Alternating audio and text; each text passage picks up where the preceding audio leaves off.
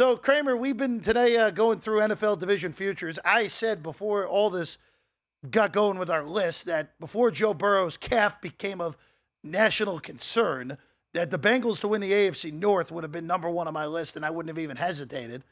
Pulled them off the list just for the sake of a few weeks out and a calf that could easily be them diagnosing a calf as being something wrong with the Achilles potentially. So we're not going to mess around with that. But you and I have had a similar enough list where we have two of the same five and we end up with the same number one, which we'll get to later. But number five here, you and I are in agreement on this one. Kansas City is minus 165 to win the West again. And Ryan, just unless if the Chargers can outrun decades of their own history and Patrick Mahomes stays upright, I think minus 165. This should be minus 205 on Kansas City. Yeah, and especially when you compare it to the idea that the Jags and the Niners are getting similar prices in their division. Absolutely love it. You nailed it, right? I'm a Chargers guy. I'm in LA, San Diego. Always find a reason to get behind them, but they find a way. They find a way to Charger. And I think there's more exciting ways to play the Chargers in the futures market. Honestly, I don't see how the Chiefs managed to blow this. And I know laying minus 165 in July is not the most optimal thing to do, but we do this every year, where last year you could have done this and it was like minus 110. And we're like, well, wait a second, Chiefs are minus 110. That's not going to be the right price in the middle of the year. And it wasn't. So let's grab this. To your point, this probably will be minus 200 a mere month into the season, and we'll just move on with our lives. But for the first time in my life, I grabbed this back in May, and I said, I'm not going to be that guy this year. I'll find other ways to play my Chargers. Give me the Chiefs, and let's just lock up some ROI for 2023. Yeah, and then look, the Chargers very easily a playoff team, and like you said, I mean, to make the playoff odds on the Chargers are pretty reasonable this year as well. So there are plenty of ways to get the Chargers. But you and I are in agreement, minus 165 on Kansas City in a price that's probably 40 cents better than what I would have anticipated it being. All right, now we go to the AFC South. Now, I'm very high on Jacksonville. I've said as much over the last few weeks here. So the only other team that has any sort of argument in the legitimate faction to win this division is Tennessee. They're plus 350. You have them on your list at number 4. Ryan Tannehill can stay healthy and not be terrible. They'll have a shot because they're really well coached. Yeah, I mean, and not only that, but let's take it back to last year, right? There was a little bit of friction over the A.J. Brown situation. And guess who ended up getting fired in that whole mess? It wasn't Mike Vrabel. It was the GM. Mm-hmm. And so I wonder, and every move since then has been, hey, here are the weaknesses this team has. Let's reload and let's compete for now, whether it's reinforcing the offensive line, whether it's drafting another kind of work in progress quarterback to maybe at one point fill in for Ryan Tannehill, or if it's just purely going out and getting D-Hop. This is a team that tried to get better for this year. They see that they still have a weak division. And guess what? What has this Titans team been in the past for the AFC? A thorn in their side, willing to play smash mouth football. So sure, they're a bit of a long shot, but for me, when I see the Jags as an overwhelming favorite like the Chiefs, my instincts just say fade. Find a way to fade. And, historically, I might have tried to get cute with the Texans here, but I just love what Mike Vrabel brings, and I love what this team has. I mean, Treylon Burks looks like a legit stud. D-Hop is on this team now. Derrick Henry with a little bit of that running back chip on his shoulder. And guess what? They completely reinforced that offensive line.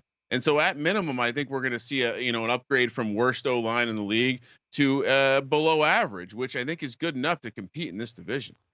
Plus 350 on Tennessee. Again, the AFC South schedule's not particularly difficult either. You get 4 games against 2 teams that look like they could very easily be 2 of the 5 worst teams in the league for the second consecutive year in Indianapolis and Houston. Let's keep it in the South. We'll go to the NFC side. So I had this division as my number 3. I went with a bigger long shot. I went with Carolina on number 3 on my list. I like Frank Reich.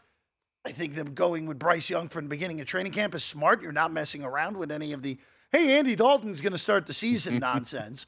And Carolina was not even that good last year, and they almost won the division anyway with an interim coach for most of the year, and Matt Rule being a disaster of an NFL head coach. But you're looking at a different direction in the NFC South, and you're joining a lot of people that I will say are smarter than I am, Ryan, on the Atlanta Falcons. I hate that it's a popular pick. At the beginning of the offseason process, I was in on it. Arthur Smith. It just seemed like, again, much like the team we just talked about in Mike Vrabel and the Titans, it seemed like every offseason move was intentful. We're seeing the clips of Matt Collins look like an absolute god out there, physical run blocker. I think this is a team that's going to line Bijan Robinson out on the field, get him out wide, keep Tyler Algier and Cordell Patterson out there. And this is going to be a smash mouth team, just like the Titans. And I wonder which team in this division is going to be able to handle it, because look, I'm not even relying on Kyle Pitts with this projection. I'm saying that I think Ritter takes a big enough step forward to carry a little bit of the offense along with this running game. And I think they took a nice step forward on defense. Again, a lot of opportunity, right? There's young quarterbacks here, questions around what the Saints can be as a clear favorite. So again, kind of more of me looking to find fade opportunities of what I would say improper favorites. But yeah, I'm a Falcon stan this year. Again, if I would be there, I can't just wrap my mind around Desmond Ritter, NFL starting quarterback in week 1 on purpose.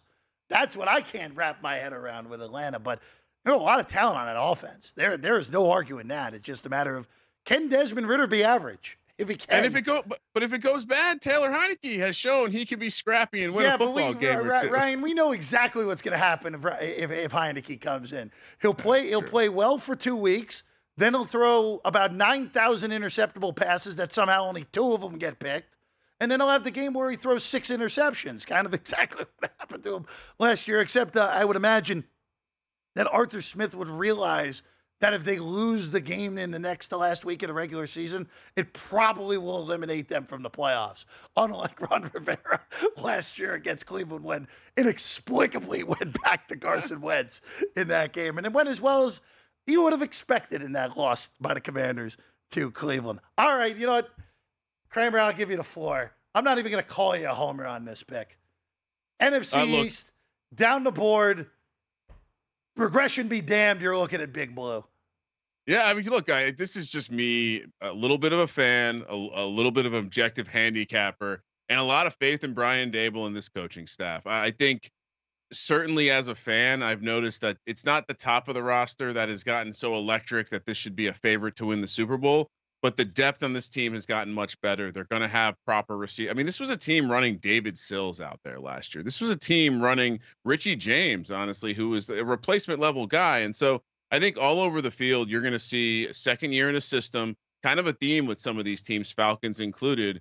And again, Jalen Hurts looked all world. That Eagles team should be great, but a couple step backs, a couple maybe ball doesn't go the way they hope it does. Maybe we get to see them playing behind, and maybe they're not the same team they are when they're winning the game by 14 points. And maybe Shane Steichen and mattered a little bit more than we're letting on. And so, sure, I'm kind of a Nick Sirianni hater. I think he had a great year. I think he had some great coordinators. I want to see him running back. And when you have the Giants who made the playoffs, they missed out on this division crown by 3 games last year, but still 850.